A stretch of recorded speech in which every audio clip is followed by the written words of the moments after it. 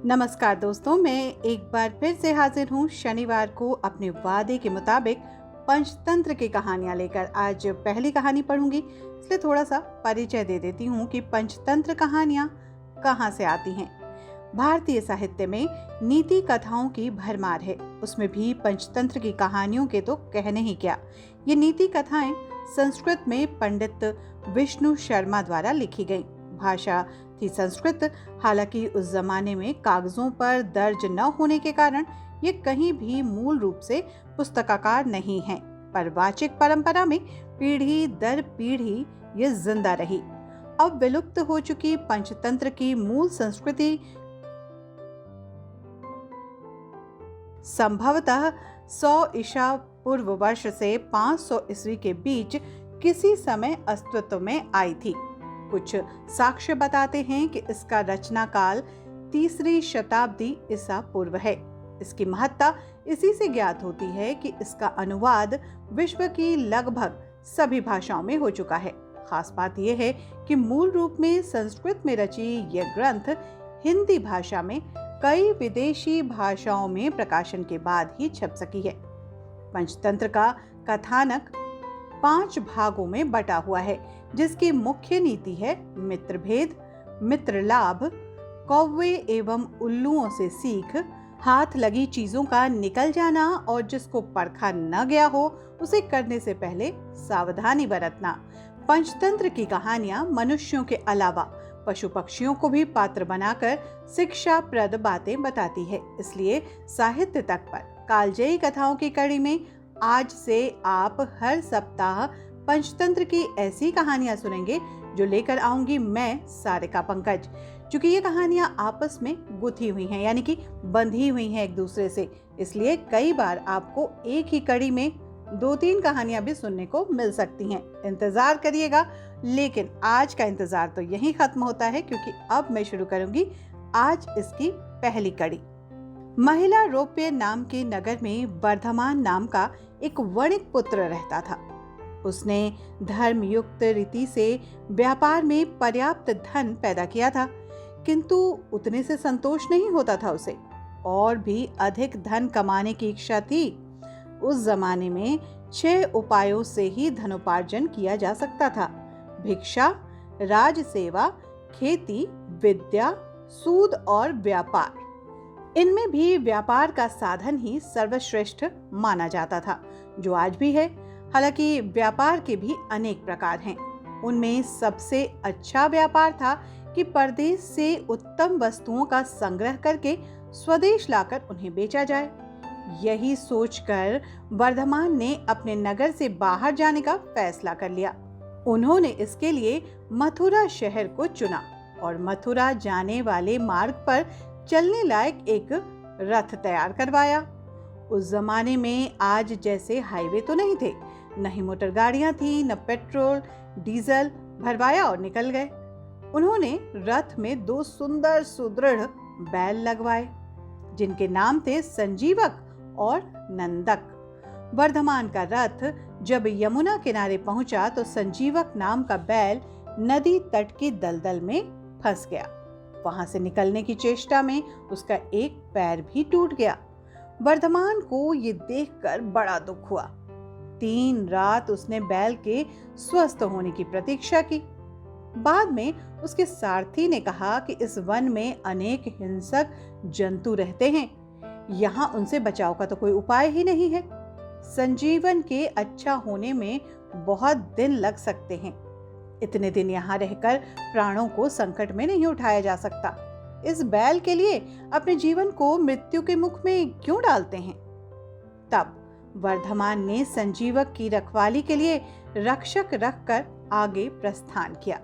रक्षकों ने भी जब देखा कि जंगल अनेक शेर, बाघ, चीतों से भरा पड़ा है, तो वो भी 2-1 दिन के बाद ही वहां से प्राण बचाकर भाग निकले और वर्धमान के सामने ये झूठ बोल दिया, स्वामी, संजीवक तो मर गया, हमने उसका दाह संस्कार भी कर दिया।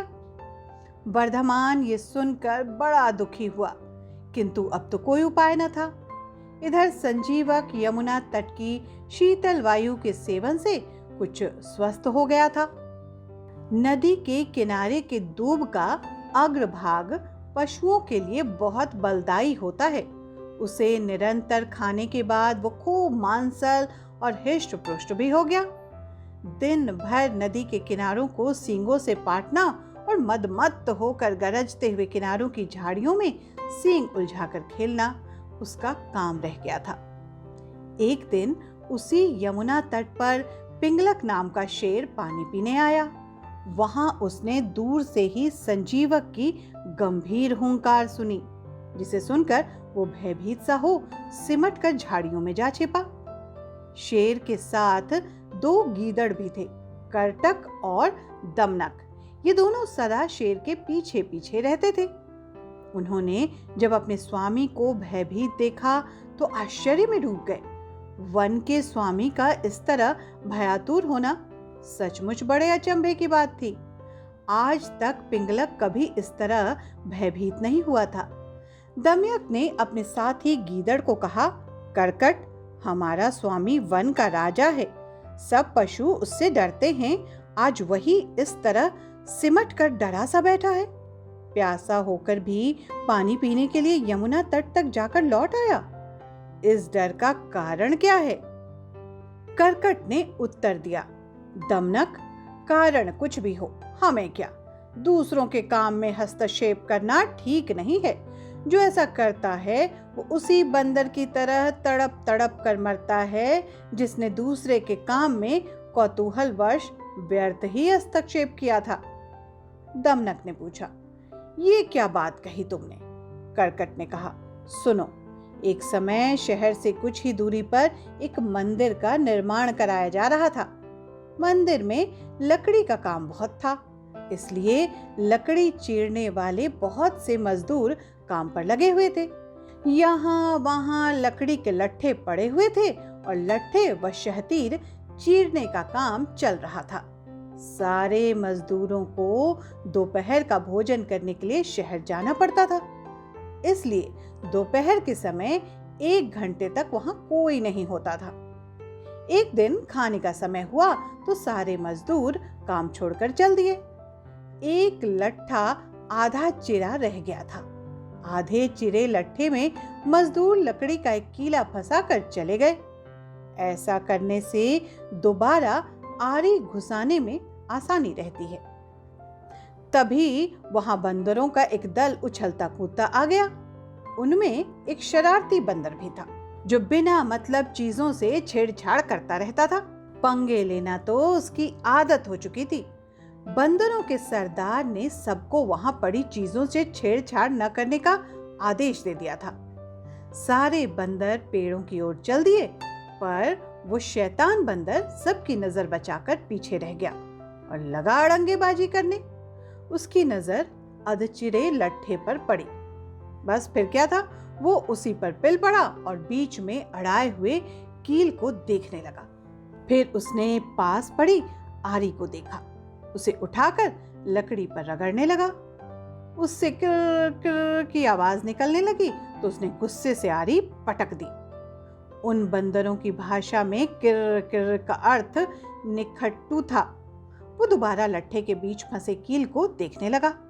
उसके दिमाग में कौतूहल होने लगा कि इस कील को लट्ठे के बीच में से निकाल दिया जाए तो क्या होगा।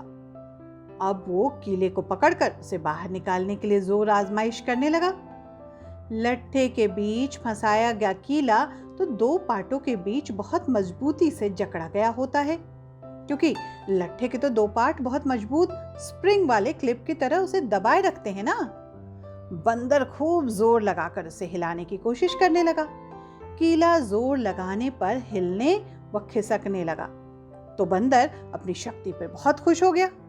वो और जोर से खौं खौं करता हुआ कीला सरकाने लगा।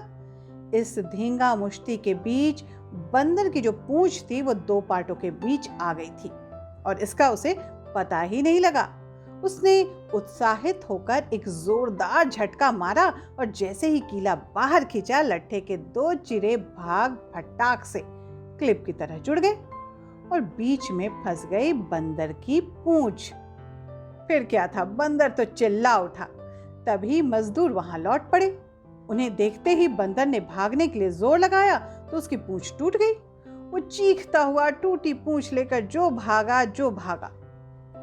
कहानी सुनाकर करकट बोला, इसलिए कहता हूं कि जिस काम से कोई अर्थ न सिद्ध होता हो उसे नहीं करना चाहिए। व्यर्थ का काम करने से जान भी जा सकती है। अरे, जब भी पिंगलक को जो शिकार करके लाता है उससे हमें भरपेट भोजन तो मिल ही जाता है ना, तब बेकार ही झंझट में पड़ने से क्या फायदा। दमनक बोला, तो तुम क्या केवल भोजन के लिए जीते हो? ये तो ठीक बात नहीं है। अपना पेट कौन नहीं भर लेता है। जीना तो उसका ही उचित है जिसके जीने से और भी अनेक लोगों का जीवन चलता हो। दूसरी बात ये कि शक्ति होते हुए भी जो उसका उपयोग नहीं करता, उसे यूं ही नष्ट हो जाने देता है, उसे भी अंत में अपमानित होना पड़ता है। करकट ने कहा, लेकिन हम दोनों तो ऐसे भी मंत्री पक्ष से च्युत हैं। फिर राजा के बारे में ये सब जानने की चेष्टा करने से क्या लाभ? ऐसी हालत में तो राजा से कुछ भी कहना अपनी हंसी उड़वाना ही होगा। व्यक्ति को अपनी वाणी का प्रयोग भी वहीं करना चाहिए जहां उसके प्रयोग से किसी का कुछ लाभ हो रहा हो। भाई, तुम ठीक नहीं समझते। राजा से दूर रहकर तो रही सही इज्जत भी गंवा देंगे हम। जो राजा के समीप रहता है उसी पर राजा की निगाह भी रहती है, और राजा के पास होने से ही व्यक्ति असाधारण हो जाता है। करकट ने पूछा, तुम आखिर करना क्या चाहते हो? हमारा स्वामी पिंगलक आज भयभीत है। दमनक बोला, उसके सारे सहचर भी डरे डरे से हैं। मैं उनके भय का कारण जानना चाहता हूं। तुम्हें कैसे पता चला कि वो डरे हुए हैं? लो, ये भी कोई मुश्किल है। पिंगलक के हाव भाव, चाल ढाल, उसकी बातचीत, आंखों और चेहरे से ही स्पष्ट जान पड़ता है कि वो भयभीत है। मैं उसके पास जाकर उसके भय का कारण का पता करूंगा, फिर अपनी बुद्धि का प्रयोग करके उसके भय को दूर कर दूंगा। इस तरह उसे वश में करके मैं फिर से अपना मंत्री पद प्राप्त कर लूंगा। करकट ने फिर भी शंका जताई, तुम इस विषय में तो कुछ जानते नहीं कि राजा की सेवा किस प्रकार करनी चाहिए। ऐसी स्थिति में उसे वश में कैसे कर लोगे? दमनक बोला, राज सेवा के बारे में मैं नहीं जानता, ये तुम कैसे कह सकते हो? बचपन में पिता के साथ रहकर मैंने सेवा धर्म तथा राजनीति के विषय में जो कुछ भी सुना सब अच्छी तरह सीख लिया है।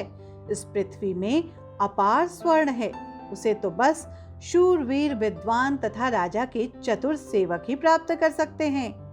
करकट को फिर भी विश्वास नहीं आ रहा था। उसने कहा, मुझे ये बताओ कि तुम पिंगलक के पास जाकर कहोगे क्या? अभी से मैं क्या कहूँ? वार्तालाप के समय एक बात से दूसरी बात अपने आप निकल जाती है। जैसा प्रसंग आएगा वैसी ही बात करूंगा। उचित अनुचित और समय का विचार करके ही जो कहना होगा कहूंगा। पिता की गोद में ही मैंने ये नीति वचन सुना है कि अप्रासंगिक बात कहने वाले को अपमान सहना ही पड़ता है, चाहे वो देवताओं के गुरु बृहस्पति ही क्यों ना हो। करकट ने कहा, तो फिर ये भी याद रखना कि शेर, बाघ आदि हिंस्र जंतुओं तथा सर्प जैसे कुटिल जंतुओं से संपन्न पर्वत जिस प्रकार दुर्गुण और विषम होते हैं, उसी प्रकार राजा भी क्रूर तथा दुष्ट व्यक्तियों की संगति के कारण बड़े कठोर होते हैं, जल्दी प्रसन्न नहीं होते, और यदि कोई भूल से भी राजा की इच्छा के विरुद्ध कुछ कर दे तो सांप की तरह डसकर उसे नष्ट करते उन्हें देर नहीं लगती। दमनक बोला, आप ठीक कहते हैं। बुद्धिमान व्यक्ति को स्वामी की इच्छा के अनुकूल कार्य करके उसे प्रसन्न करना चाहिए। इसी मंत्र से उसे वश में किया जा सकता है। करकट ने समझ लिया कि दमनक ने मन ही मन पिंगलक से मिलने का दृढ़ निश्चय कर लिया है। वो बोला, ऐसा विचार है तो अवश्य जाओ, बस मेरी एक बात याद रखना कि राजा के पास पहुंचकर हर समय सावधान रहना। तुम्हारे साथ ही मेरा भविष्य भी जुड़ा है। तुम्हारा पथ मंगलमय हो। करकट की अनुमति पाकर दमनक उसे प्रणाम करके पिंगलक से मिलने के लिए चल पड़ा। सुरक्षा के लिए व्यू के बीचों बीच बैठे पिंगलक ने दूर से ही दमनक को अपनी ओर आते देख लिया। उसने व्यू के द्वार पर प्रयुक्त प्रहरी से कहा, मेरे पूर्व महामंत्री का पुत्र दमनक आ रहा है, उसे निर्भय प्रवेश करने दो और उचित आसन पर बैठाने का प्रबंध करो। दमनक ने बेरोक टोक पिंगलक के पास पहुंचकर उसे प्रणाम किया। साथ ही उसका संकेत पाकर वो निकट ही दूसरे मंडल में बैठ गया। सिंहराज पिंगलक ने अपना भारी पंजा उठाकर स्नेह दिखाते हुए दमनक के कंधे पर रखा और आदर के साथ पूछा, कहो दमनक, कुशल से तो रहे? आज बहुत दिनों बाद दिखाई पड़े, किधर से आ रहे हो? दमनक बोला, महाराज के चरणों में हमारा क्या प्रयोजन हो सकता है, किंतु समय के अनुसार राजाओं को भी उत्तम, मध्यम तथा अधम हर कोटि के व्यक्ति से काम पड़ सकता है।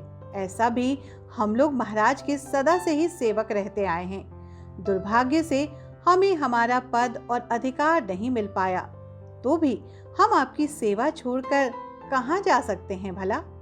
हम लाख छोटे और असमर्थ सही, किंतु कोई भी ऐसा अवसर आ सकता है जब महाराज हमारी सेवा लेने का विचार करें। पिंगलक उस समय उद्विग्न था। बोला, तुम छोटे बड़े या समर्थ असमर्थ की बात छोड़ो दमनक, तुम हमारे मंत्री के पुत्र हो, अतः तुम जो भी कहना चाहते हो निर्भय होकर कहो।